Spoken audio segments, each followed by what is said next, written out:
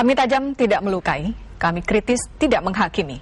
Merah Putih, solusi untuk Indonesia. Selamat pagi pemirsa dan juga pendengar, apa kabar? Kita jumpa kembali dalam Dialog Merah Putih bersama saya, Desi Indriani, dalam sebuah program yang merupakan kerjasama antara LPP TVRI, Radio Republik Indonesia, dan tentu juga LKBN Antara. Dan pagi ini kita akan mengangkat sebuah tema, yaitu mengenai mengurai ruwetnya dunia penerbangan Indonesia. Cerita ini tentu saja beranjak dari sebuah kasus ketika terjadi kecelakaan Superjet Sukhoi 100 yang baru saja terjadi seminggu yang lalu. Perlu kemudian kita cari tahu apa sebetulnya menjadi penyebab, bagaimana kemudian proses evakuasi dan pasca ditemukannya black box kemarin malam oleh tim Kopassus TNI. Nah saudara, di studio TVRI kami sedianya akan menghadirkan 2 orang narasumber yang akan berdialog. Dan pada pagi hari ini baru 1 yang hadir, yaitu Mas Aulia Ibnu Sina. Apa kabar Mas Aulia? Baik.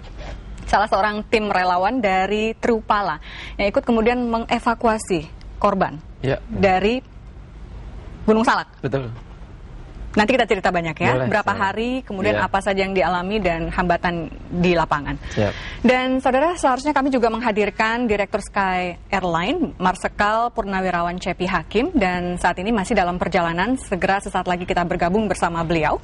Dan tentunya kami, karena merupakan kerjasama 3 buah institusi, tidak hanya bisa Anda saksikan di layar kaca TVRI, tapi juga bisa Anda ikuti melalui Radio Republik Indonesia dan juga di antaranews.com. Dan pada pagi hari ini, kita juga akan bergabung dari Antara TV Studio. Saat ini sudah hadir di sana ada Ruli Iswahyudi, editor senior dari Antara. Dan juga ada 2 orang narasumber pendamping di sana. Ada Kapten Setia Budi, Deputy Chief Pilot Boeing 737 Garuda Indonesia. Dan juga ada Dirut PTDI, Bapak Andi Ali Sabana. Kita sapa dulu, Ruli, apa kabar? Rekan Ruli sudah bergabung bersama kami di studio TVRI.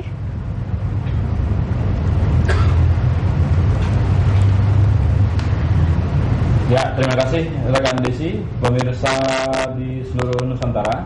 Pagi ini kita akan berbincang-bincang tentang khususnya kasus jatuhnya pesawat Sukhoi kemarin di Gunung Salak. Dan untuk menemani rekan-rekan di TVRI di studio Antara di Wisma Antara lantai 19 Jalan Medan Merdeka Selatan, Jakarta Pusat, sudah hadir seorang pilot senior, yaitu Kapten Setia Budi. Selamat pagi Pak Setia Budi. Beliau ini adalah Deputy Chief Pilot Boeing 737 Garuda Indonesia. Dan kemudian juga sudah hadir untuk berdiskusi dengan kita adalah Direktur Aerostructure dari PT Dirgantara Indonesia, Bapak Andi Ali Sabana. Selamat pagi, Pak Andi. Baik, pemirsa, kini kita akan kembali lagi dulu ke studio TVRI di Senayan, Jakarta untuk mendengar perbincangan dan diskusi dengan rekan Desi di sana. Dan setelah itu tentunya kami akan kembali lagi untuk mengulas apa sebenarnya yang terjadi di balik tragedi Sukhoi di Gunung Salak kemarin. Silakan, rekan Desi. Terima kasih Ruli, nanti kita juga akan mencari tahu bagaimana kemudian perspektif dari para pilot yang biasa terbang di Dirgantara Indonesia. Tentunya juga kita akan mendengarkan perspektif dari Bapak Andi Ali Sabana, Dirut PT Dirgantara Indonesia. Tapi sebelumnya kita bercakap-cakap dulu sama Mas Aulia yang terjun langsung. Berapa hari ikut tim evakuasi Mas Aulia?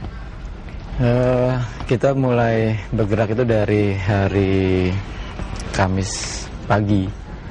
Jadi Kamis pagi sudah bergerak sampai selesainya kita hari Minggu. Dan Minggu sudah turun. 4 hari? 4 hari. Kenapa hanya 4 hari?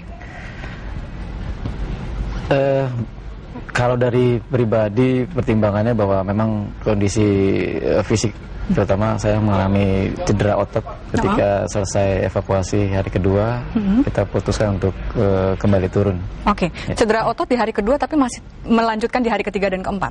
Terus melanjutkan. Dalam kondisi sakit tetap melakukan evakuasi? Iya. Hari kedua pertama evakuasi itu, cedera, kedua lanjut, ketiganya kita sudah tidak kuasai. Oke, seganas apa sih alam di sana, Mas Aulia? Bisa diceritakan kepada pemirsa kita dan juga pendengar? Alam itu saya pikir tidak ganas ya. Oke. Tergantung bagaimana kita mensikapi. Kebetulan memang bersahabat dengan alam. Ya betul, bersahabat dengan alam. Karena memang kami keluarga besar Trupala memang tempat itu ya sebagai tempat pendidikan kami, pendidikan dasar kami kurang lebih sekitar 15 tahun kita di situ. Artinya sudah sangat mengenal Ya. Titik demi titik Gunung Ya, Salak.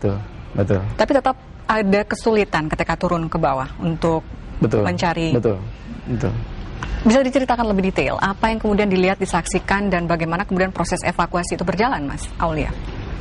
Jadi memang kita tuh tim SAR gabungan, betul, sama bergabung teman-teman itu dari tim Cidahu, ya, dari ada Wanadi, ada Mapala, ada Merah Putih, posko Merah Putih. Memang kita bergerak dari Cihideng. Itu kita ketemu di titik 1650. Jadi kita berkemp di situ. Kita berkoordinasi di situ bahwa tim kita pikir saat itu memang crash-site-nya sudah ada di Cihideng. Di Cihideng. Betul, ternyata kita tidak menemukan apa-apa di situ. Jadi memang kita titik koordinat itu pertama kali disampaikan bahwa memang di Cihideng, dari mana dapat informasi? Dari Basarnas. Basarnas, oke. Jadi memang sebelumnya teman-teman, terutama tim Cidahu itu sudah mulai melakukan pencarian di Cidahu. Jadi ketika pesawat jatuh mereka sudah melakukan pencarian di sana. Tapi hari Kamis pagi sudah dideklar bahwa pesawat itu ada di daerah Cihideng dan Cijeruk. Jadi yang sudah ada di atas Cidahu tuh mereka tarik mundur, semua pindah ke Cihideng. Dan saya memang langsung ke Cihideng karena memang saat itu informasinya sudah sepertinya A1 bahwa ada pesawat di Cihideng itu. Ketika sampai di sana di kedalaman 1650 meter ya? Enggak, ketinggian di ketinggian pertama, 1650 dan tidak menemukan apa-apa, kemudian memutuskan untuk pindah kemana dan menyusuri titik mana, dari siapa awalnya? Ya jadi memang di 16.30 itulah kita berkoordinasi sama teman-teman semua di situ. Siapa yang menjadi leading di situ waktu itu? Kan banyak tim Merah Putih, ada tim lain-lain. Tim dari Basarnas itu ada Alpha, ada Beta, jadi memang dari per gelombang tim Alpha ada berapa puluh orang itu, Beta juga puluh orang itu, masing-masing udah berkumpul di 16.30. Ada juga mungkin yang sebagian yang melanjutkan perjalanan ke Puncak Manik. Tapi kami memang berstay di 16.30 untuk berkoordinasi, karena saat itu kita koordinasi total bagaimana sebenarnya titik yang sebenarnya, karena di bawah itu simpang siur beritanya. Di Cihideng, posko Cihideng bahwa ada informasi pesawat sudah ditemukan, jenazah sudah diangkat dan sebagainya, seolah-olah memang pesawat sudah ditemukan. Tapi ketika kita sampai ke 16.30 tidak ada apa-apa. Kemudian turun ke bawah itu sampai ke di ketinggian berapa? Kita tidak belum turun. Jadi 16.30 itu kita coba terus naik karena kita punya patokan di situ. Oh, justru malah naik. Betul, kita harus naik karena di 16 kita punya patokan di Salak itu menuju Salak 1 ada punggungan paling tertinggi dari 1902 sampai 2086. Sampai Puncak Manik kita bisa melihat di depan kita, terutama Ciapus, Puncak Salak 1, Sadel, Salak 2 itu terlihat jelas. Jadi memang kita saat itu mengejar ke arah puncak tersebut untuk orientasi medan, agar jelas bahwa crash site-nya itu ada di mana posisinya. Jadi memang teman-teman malam-malam koordinasi, kita siap-siap untuk berangkat sepagi mungkin, istirahat sejenak untuk kita bisa sampai ke Puncak Manik. Berapa lama jarak tempuh untuk bisa mencapai ke puncak itu tadi? Puncak Manik sekitar 2 jaman atau hampir 3 jam. Tapi dari awal perjalanan berapa hari? Bisa hitungan hari atau hitungan jam? Bisa sampai ke puncak untuk menemukan pertama kali serpihan pesawat? Bisa 2 hari. 2 hari? 2 hari. Cukup panjang perjalanannya. Betul. 2 hari naik dan 2 hari turun? Saat turunnya hanya seberapa jam, karena jalur yang kita turun bukan jalur kita naik. Memilih jalur lain. Jalur lain yang lebih singkat. Gitu. Itu ketika kemudian menemukan pertama kali serpihan pesawat dan juga jenazah, dievakuasi dengan cara apa, Mas? Tali? Manual? Ketika memang kita sampai di puncak itu, betul memang sudah ada teman-teman marinir semua ya. Kita sudah, karena memang rombongan kita cukup banyak saat itu ya. Ada Alpha, ada Beta, kebetulan teman-teman sebelumnya saya jelaskan bahwa di Puncak Manik kita baru melihat lah.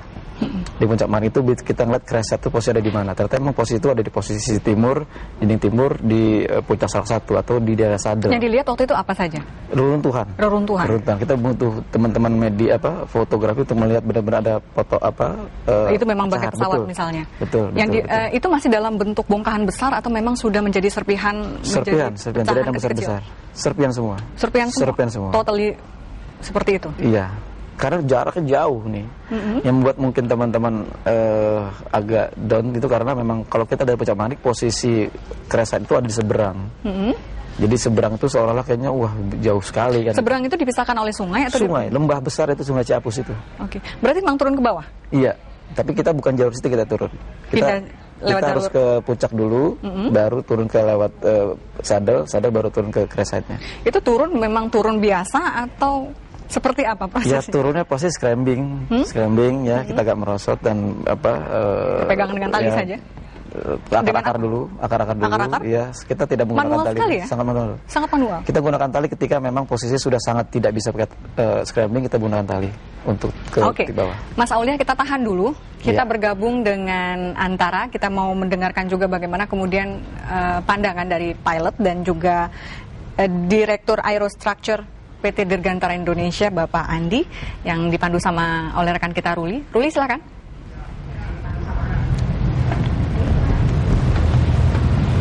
Ya, terima kasih rekan Desi. Pemirsa, selamat bertemu kembali dengan kami di studio Antara di Jakarta Pusat. Dan pemirsa, seperti yang saya sudah informasikan tadi, bahwa telah hadir studio Kapten Setiabudi dari Garuda Indonesia dan juga Direktur Aerostructure PT Dirgantara Indonesia, Bapak Andi Ali Syahbana. Kita menuju sekarang ke Pak Setiabudi dulu. Pak Setiabudi, ini mengenai tragedi Sukhoi ini, kalau kita lihat dari statistik penerbangan, mayoritas ya, kalau bisa dikatakan hampir semuanya itu adalah human error katanya. Human error artinya adalah sebagian besar dikarenakan oleh kesalahan pilot. Nah, dalam kasus ini, apa Pak Budi punya pandangan tersendiri, walaupun kita tidak menyimpulkan apa yang sudah terjadi? Ya. Pertama-tama kepada seluruh masyarakat dan pemirsa, saya sebagai insan penerbangan, saya ingin menyampaikan rasa prihatin dan rasa duka yang mendalam, terutama satu untuk kepada keluarga korban yang terlibat di dalam penerbangan itu. Yang kedua adalah kepada insan penerbangan dan dunia penerbangan di Indonesia, karena hal itu terjadi di wilayah kita. Dan yang ketiga juga tentu pabrik pesawat Sukhoi yang sedang mengembangkan usaha penerbangannya. Itu yang saya rasakan. Dan yang kedua adalah saya sebenarnya tidak ingin menyampaikan sebuah opini atau sebuah pendapat dari saya pribadi.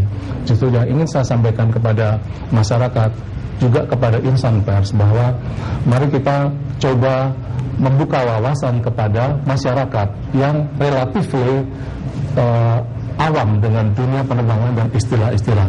Janganlah kita mencoba membawa sebuah opini atau pendapat-pendapat dari expert dunia penerbangan untuk membuat sebuah kesimpulan.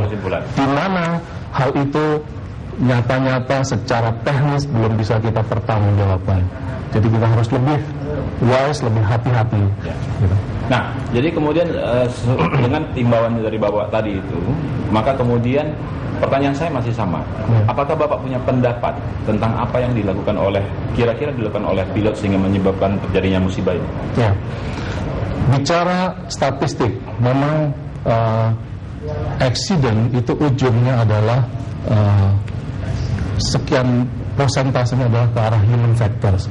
Kalau dunia penerbangan, case ini kita istilahkan namanya CFIT atau Control Flight into Terrain. Data sebuah foundation di Amerika tentang safety, mereka mengatakan sebuah accident itu banyak terjadi di kontrol menabrak gunung ataupun mau mendarat dia menabrak sebuah terrain yang ada di sekitar bandara, dan itu persentase yang paling besar. Nah, kalau bicara sebuah kesimpulan, saya sama sekali di sini tidak mencoba menyimpulkan, tetapi menyampaikan bahwa situasi-situasi harus secara detail dan harus secara lebih jelas disampaikan. Mungkin pertanyaan terbesarnya seperti ini. Kecelakaan ini diakibatkan oleh turunnya pilot, ya, pesawat Sukhoi pada saat itu dari 10.000 kaki ke 6.000 kaki, di mana ketinggian daripada Gunung Saka adalah 7.000. Kemudian berkembang juga isu apakah pada saat itu terjadi kabut atau tidak. Apakah Pak Budi punya kesimpulan sendiri tentang kenapa pilot tersebut menurunkan ketinggian? Ya, mungkin kita bisa breakdown, kita coba buka satu-satu. Ketika kita bicara pilot, katakanlah dia minta turun ke 6.000 kaki, berarti saat itu kondisinya dia adalah visual. Sebagai visualnya pandangannya cukup jelas ya untuk melihat apa yang ada di sekitarnya. Betul. Termasuk bisa melihat Gunung Salak. Betul. Berarti dia secara visualnya, secara nyata dia bisa melihat di luar kondisi di pesawat. Nah, seorang ATC pun dia memberikan clearance dari 10.000 ke 6.000, tentu ketika posisi dia berada di sebuah safe area. Nah, jika demikian tentunya sesungguhnya mustahil terjadi kecelakaan seperti itu. Kira-kira nih, Pak, tanpa menyimpulkan kembali, Anda punya dugaan khusus nggak? Nah, dugaan khusus di sini terjadi kemungkinannya setelah prosesnya semua memenuhi syarat. Di situ apakah terjadi sebuah sistem failure atau sebuah kerusakan yang ada di pesawat, ataukah ada sebuah manuver dari pilotnya, apakah di situ situasi yang tiba-tiba dari sisi cuaca atau ada turbulensi berubah. Tetap ketiga hal itu kemungkinan bisa terjadi. Baik, Pak Budi. Kita sekarang ini diskusi kita mengarah pada dua hal. Satu, kemungkinan adanya manuver. Yang satu lagi adalah perubahan cuaca, atau mungkin satu lagi adalah satu kesalahan teknis, atau mungkin failure daripada sistem yang berurusan. Kita langsung menuju ahlinya, Pak Andi. Pak Andi, Anda cukup kenal dengan Sukhoi yang satu ini, karena kabarnya sebagian komponen juga diproduksi oleh PTDI. Terima kasih. Tidak tepat demikian. Cuman sebagian kita lagi melakukan negosiasi, ya. Apakah mungkin sebagian komponen Sukhoi ini dibangun di PTDI? Mereka menawarkan dan kita menawarkan jasa kita, ya. Jadi ini lagi dalam negosiasi. Maka itu salah seorang anggota kami juga adalah seseorang yang hilang juga di dalam pesawat ini, ya. Begini, secara pesawat ini sebenarnya adalah masuk ke dalam kelas 100 penumpang, ya. Anda perhatikan memang ada, kalau kita bagi penumpang, ada yang kelas 100 penumpang, ada yang kelas anggaplah 150 ke atas, ada yang 300 dan sebagainya, ya. Ini kelas 100 penumpang. Kelas 100 penumpang ini adalah kelas yang kira-kira semua tahu dulu tuh kayak Fokker 28, Fokker 100 di Indonesia cukup populer, ya. Jadi marketnya betul-betul cocok untuk kita karena pernah di market untuk itu. Dari sisi pesawatnya sendiri, kalau dilihat dari bentuknya, semua awam bisa melihat bahwa ini sebenarnya konservatif. Konservatif sebenarnya. Ya. Jadi berlainan dengan kata-kata orang bahwa ini bermesin perang. Dan bukan, ya. Jadi konservatif sebetulnya. Lihat aja lah. Kalau lihat 737 atau Actibus 320, lalu lihat ini di sebelahnya, bentuknya nggak ada yang beda. Misalnya pendapat saya yang beda, anggaplah gini, pakai kanar, warna sayapnya agak di depan gitu kan, enggak kan ini, atau agak ke belakang dikit delta wing seperti pesawat tempur, enggak juga kan. Itu sangat konservatif, ya. Di kelas ini ada saya ingat yang sekarang ini mungkin ada dua kelas, ada dua pesawat. Itu Embraer 190 juga 100 penumpang, dan juga ada Bombardier CRJ 1000 yang baru dibeli Garuda. Artinya yang dimaksud konservatif ini bahwa sebetulnya ini hampir sama saja dengan pesawat komersial yang lainnya. Ya, secara desain adalah demikian. Ya. Ya. Apakah ini berarti kemudian bahwa standar daripada suatu sistem yang diperlukan untuk navigasi atau keselamatan atau keperluan fitur lainnya di pesawat juga ada di Sukhoi ini? Ada. Ya, saya yakin itu ada. Begini, di antara kelasnya tadi, anggaplah di antara tiga pesawat ini, ya, Sukhoi 100, Canadair CRJ dengan Embraer tadi yang 190, itu yang terakhir muncul adalah yang Sukhoi ini kan, yang dua yang lagi sudah produksi cukup lama. Jadi saya yakin minimal kemampuan avionik atau teknologinya pasti sama atau sedikit lebih modern atau sedikit lebih update lah. Saya jangan bilang modern, tapi lebih update. Baik, ya. Kata-kata super itu lebih berisi publikasi saja. Baik. Pak Andi, Pak Kapten Setiabudi, diskusi kita menarik. Kita udah masuk kepada satu adanya kemungkinan, satu soal teknikal, satu soal manuver. Tapi kita akan lanjutkan diskusi kita setelah break berikut. Dan pemirsa, kini kita kembali dulu ke studio TVRI di Senayan, Jakarta dengan rekan kita di sana untuk mengikuti selingan berikut. Dan kami akan kembali dengan diskusi yang tentu lebih menarik. Silakan. Baik. Terima kasih Ruli, terima kasih juga untuk narasumber yang ada di situ. Nanti kita juga akan cross check karena sebetulnya di studio sudah hadir Bapak Cepi Hakim. Nanti kita bergabung sesaat lagi bersama beliau. Tapi kita teruskan dulu perbincangan kita dengan Mas Aulia. Mas Aulia tadi mengatakan bahwa sempat turun ke bawah dan prosesnya memang sangat cukup melelahkan, ya. Sempat kehabisan logistik juga? Logistik sepertinya tidak, ya. Memang kita untuk segala sesuatu menyiapkan diri untuk itu, ya. Kita siapkan segala sesuatunya, memang prepare untuk sekian hari untuk melakukan evakuasi. Kemudian sih pada kesempatan ini mungkin saya bisa sampaikan, ya, bahwa kami dari keluarga besar Turupala Jakarta menyampaikan kesedihan yang mendalam, ya. Apalagi saya menyaksikan langsung itu ke sana, sangat terasa begitu apa yang dirasakan keluarga korban. Kami menyampaikan turut berduka cita yang sedalam-dalamnya. Begitu juga tim 37 yang kita sampaikan, yang kita bawa juga itu adalah menyampaikan turut berduka cita yang sedalam-dalamnya atas musibah yang terjadi ini. Ya, Mas Aulia, sebetulnya di internet sempat beredar gambar-gambar hoax yang sebetulnya memiriskan kita. Ya. Tapi apakah memang situasi, sekali lagi mohon maaf, jenazah memang seperti yang digambarkan di dalam internet itu? Situasinya, kondisinya? Situasi memang ketika kita awal lihat, kita masuk ke dalam, memang kita menemukan pertama yaitu pecahan daripada busa-busa bangku pesawat, serpihan-serpihan, dan mohon maaf juga ada beberapa potongan-potongan tubuh yang kita temukan di sisi kiri jalan. Jadi memang itu jelas sekali ada benturan sangat hebat di situ. Kita juga menemukan beberapa jenazah yang memang sulit untuk kita identifikasi gitu loh. Kita hanya melihat bahwa ini hanya laki-laki dan perempuan saja, identitas sudah seperti itu. Tapi masih bisa dibedakan? Sudah masih bisa. Masih bisa dibedakan? Betul. Tidak totally, mohon maaf karena itu ada ledakan, kebakaran, kemudian tidak total dia hangus seperti itu? Mungkin ada sebagian? Ada sebagian. Oke. Nanti akan kita teruskan perbincangan ini, dan kita juga sudah bergabung nanti dengan Bapak Cepi Hakim usai jeda. Tetaplah bersama kami dalam Dialog Merah Putih.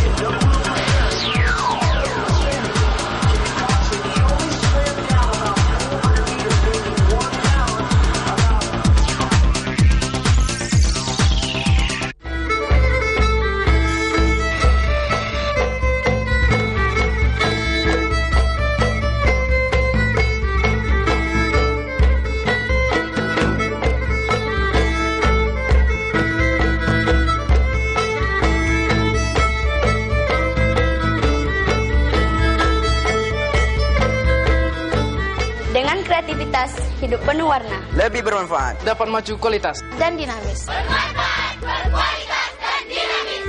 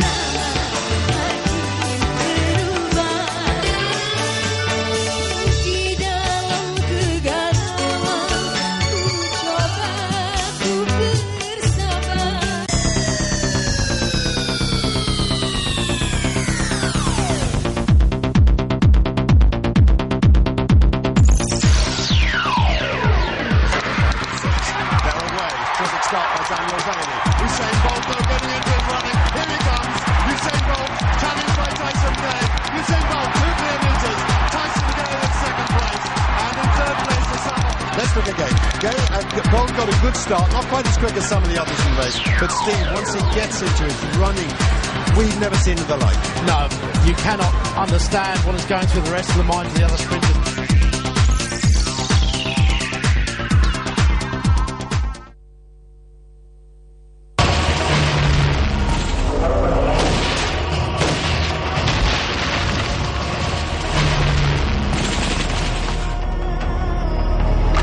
Pada tahun 1945, saya adalah komandan regu daripada TKR Ambarawa, menggempur tentara sekutu di kota Ambarawa ini.